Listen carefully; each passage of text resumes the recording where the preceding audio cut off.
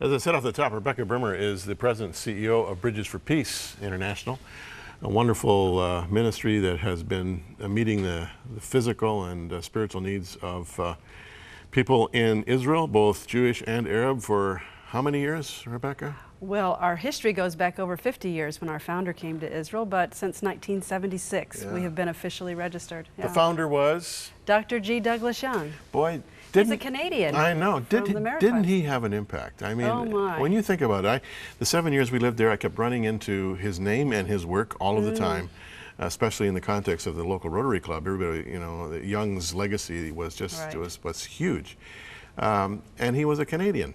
Yeah, from Nova Scotia. From Nova Scotia, terrific. Yeah. Now you're an American from what part of the States? Well, my father was an evangelist, so I traveled all my life. I really have a hard time claiming just one spot. But you've been living for over 20 years now in Israel. 22 years in Israel. 22 years in Israel. And my mother lives in Missouri now, so I kind of claim Missouri. Sort of from Missouri. Yeah. Now, you were on last year, and I can't believe it's been a year already. I mean, it seemed like just a few months to me, but for the sake of those who are meeting Bridges for Peace for the first time, give me your elevator speech. What is it that Bridges for Peace does? What's it about? Well, we're all about reconciliation.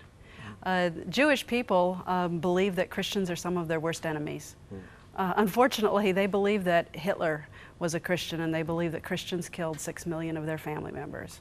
So there's a tremendous amount of pain in the Jewish heart, and they view themselves as abused children, and they view us as the abusers.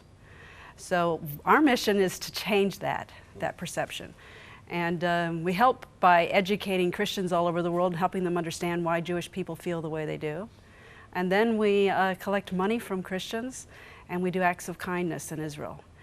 We show them God's love in action. Jesus said, you know, they'll see your good works and they'll glorify your Father in heaven.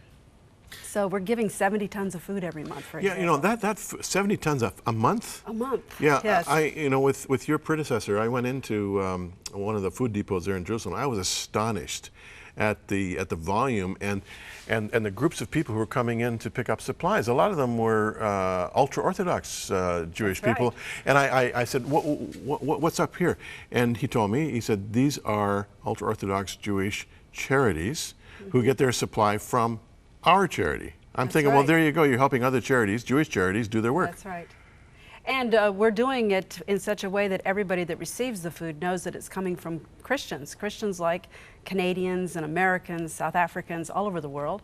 And in such a way, we believe that we are changing the attitude toward Christianity and toward our Savior. Now, we got a little bit of B-roll here. Let's take a look. What are we looking at here? Well, we're looking at some volunteers packing boxes of food to go to various charities, and also we do some direct distribution as well. Hundreds of families receive it directly from us. In all, 27,000 people every month receive food from Christians through Bridges for Peace. Wow, wow. Now you've got a very active Canadian operation. That's right. Under the very capable leadership of John Housen, who you tell me is retiring. Well, now it's being announced on nationwide television. Think of that. Yes, John has done a tremendous job. Of course, he used to work with Huntley Street. Yeah, you know, that's right, he did. He did, and but he has mentored another wonderful man from, again, from Nova Scotia. So we're kind of going back to our roots. Mr. Eric Malloy is going to be continuing the work, and you know, we really look at Canada as some of our best friends. Yeah. And you have so much to be proud of in having a Prime Minister like Stephen Harper, who says, I'm going to stand up for what God says, even if it's not popular. Yeah. Now, how is the situation in Israel these days? There's a big announcement, a big event coming up. Is it next month when there's going to be a statement from the Palestinians about the establishment of a unilateral statement about the establishing of the state of Palestine? How is that washing? And then I also hear there's rumblings about a possible conflict with Iran that may be emerging. I mean, I hear all these rumors, and everybody hears them. How do you see it as someone who lives there? Well, there is a lot of tense feelings in the air.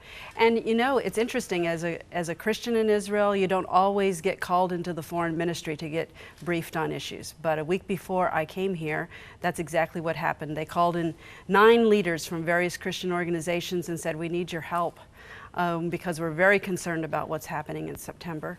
And we had a briefing from the legal and the political analysts in the foreign ministry. And basically, no matter what happens in September, it's worrisome, because anytime you do something unilaterally without agreements on the ground, it can severely affect everybody. You know, right now, the Palestinians and the Israelis have bilateral agreements on about 40 different areas of actual living. And there's real concern that if the Palestinians call for a state unilaterally, what's going to happen to all that areas of agreement, things that have been worked out? Well, it's almost back to square one, and there's also, right. I think, the threat of another intifada.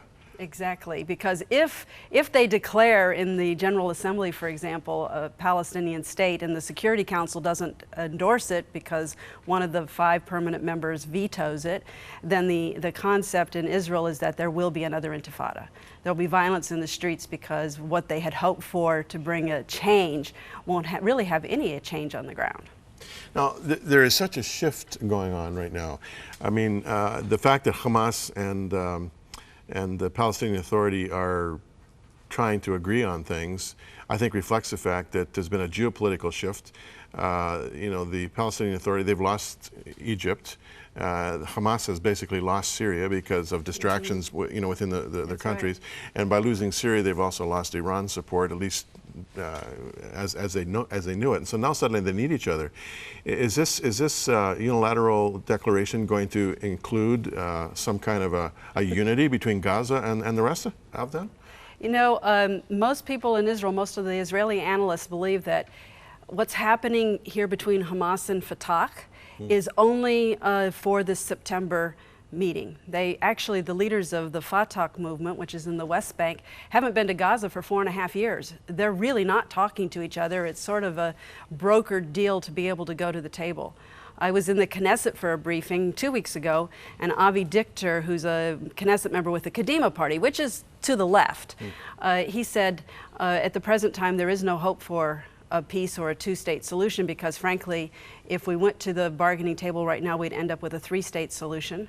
One would be something called Hamastan, or whatever you want to call it, in Gaza, and he says that's totally untenable. And interestingly enough, Yoram Ettinger, you might have heard his name, he's a former ambassador, his voice has been recently heard calling for a 1-state solution, saying that Israel needs to annex the West Bank and give full rights to everyone living there, because otherwise we're headed for national suicide. And Carolyn Glick, of course, a famous, well-known author with the Jerusalem Post, is saying the same thing. So there's voices being raised in Israel that are questioning the validity of what has been worked on since the Oslo Agreement.